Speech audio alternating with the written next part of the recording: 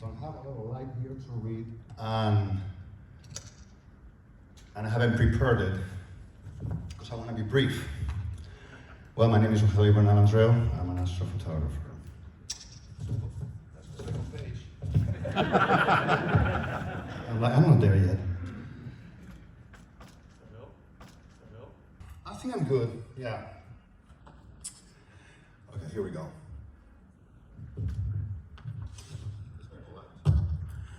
It seems as if I've been photographing the stars forever, but no. It all started back for us in September 2007. We were driving south of Big Sur in California with our two kids, with Ariana, our wife. Opened the moonroof of the car, looked up and said, wow, so many stars, you gotta pull over, you have to see this. And I tell this story all the time because yes, my love for the stars happened because of her. One thing that has been said often about my astrophoto work is how it departed from what most people were doing back around 2008, 2012, when almost every astrophoto limited itself to display a single object in the image, mathematically centered, that is all. Instead, for quite a while, many of my images, rather than pictures for catalogs, were more like stellar landscapes, often combining several objects in an, I hope, aesthetically pleasing composition or framing.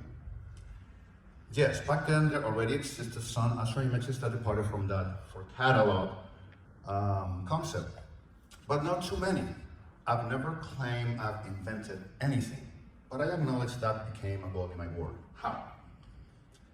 There's an image of the blue horse head, which was my first on NASA A-pod back in 2009. And this A-pod and others that followed is what put my work in front of many people's eyes. And this image was on the A-pod for a reason. Otherwise, it might have never been published there. And who knows, I might not even be here today on this stage. But it was published, and I am here.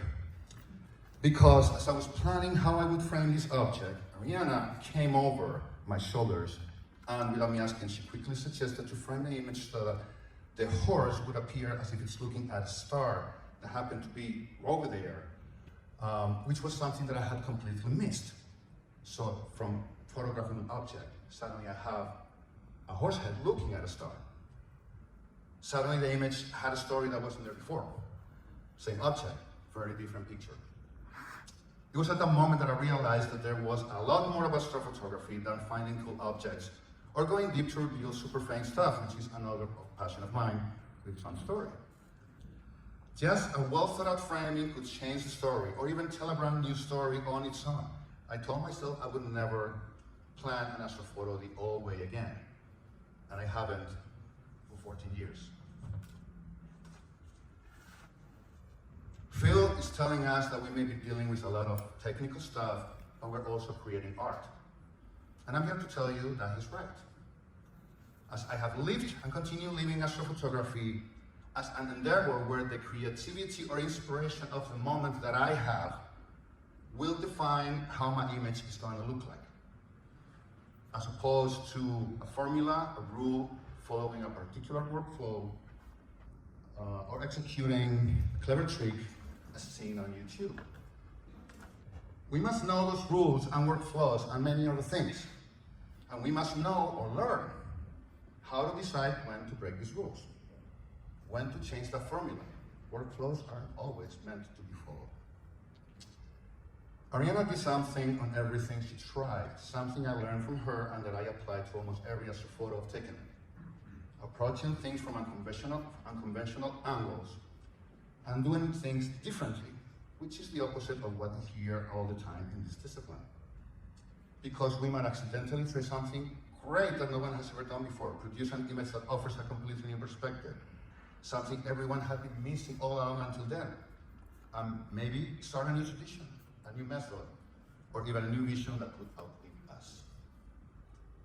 Yes, oftentimes trying something new will be a waste of time. I know. But growth exists because someone decided to walk that path one day. That's how art and science work. A couple of years ago, I shared with Ariana that she's the one who led me to look at astrophotography differently. And by doing that, perhaps she also influenced the work of many others who were later inspired by my work, or so they tell me.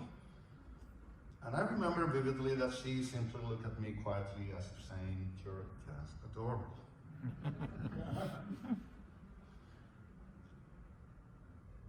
I still don't know if she accepted the credit, but she surely earned it.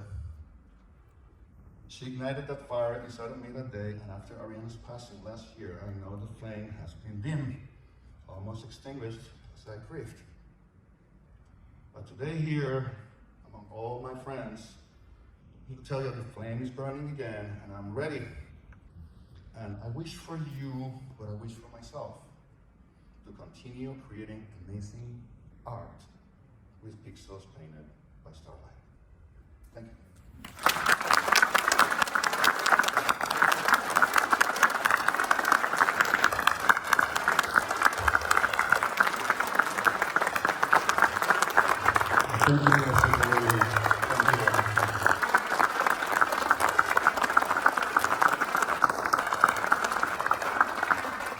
Rogelio, we distinctly remember that it was AIC that brought you on stage for the first time, and you hit it out of the park at that time, and we appreciate your art. And then